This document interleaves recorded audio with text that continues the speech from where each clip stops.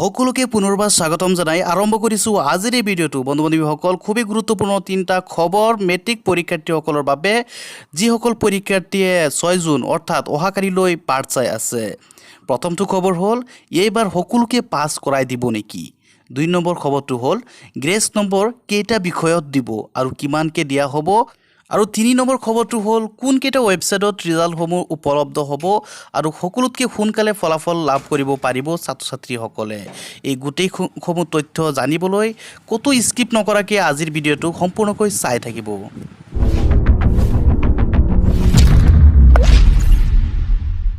প্ৰথমটো ৱেবছাইটৰ কথা ক'ম, যিটো ৱেবছাইটত সকলোতকৈ আগত ফলাফলসমূহ লাভ কৰিব পাৰিব ছাত্ৰ ছাত্ৰীসকলে, সেইটো হ'ল resultassam.nic.in। আৰু দ্বিতীয়টো ৱেবছাইট হ'ল indiaresults.com। এই দুটা ৱেবছাইটত সকলোতকৈ আগত ফলাফলসমূহ লাভ কৰিব পৰা যাব। খুবেই গুৰুত্বপূৰ্ণ আন এটি খবৰ, এইবাৰ মেট্ৰিক পৰীক্ষাত সকলোকে পাছ কৰাই দিব নেকি। বহুতো ছাত্ৰ ছাত্ৰীয়ে হয়তো এনেধৰণৰ প্ৰশ্নসমূহ মনত বান্ধি থৈছে যে এইবাৰ সকলোকে পাছ কৰাই দিব।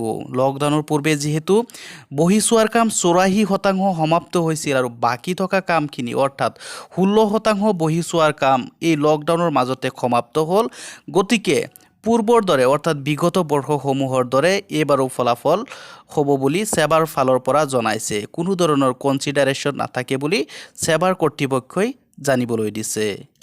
খুবেই গুৰুত্বপূৰ্ণ আন এটি খবৰ যে গ্ৰেছ নম্বৰ কিমানকৈ দিয়া হ'ব আৰু কেইটা বিষয়ত দিয়া হ'ব। মই ছাত্ৰ ছাত্ৰীসকলক অৱগত কৰিম যে 10 নম্বৰ ওপৰত যদি তোমালোকে সৰ্বমুঠ নম্বৰ পোৱা, তেতিয়াহ'লে সৰ্বোচ্চ 2টা বিষয়তহে গ্ৰেছ মাৰ্ক পাবলৈ সক্ষম হ'বা। বন্ধু বান্ধৱীসকল, আজিলৈ ইমানেই। পৰৱৰ্তী ভিডিঅ'ৰ বাবে আমাৰ চেনেলটো ছাবস্ক্ৰাইব কৰিবা, কাষত থকা বেল আইকনটো দবাই দিবা। ধন্যবাদ।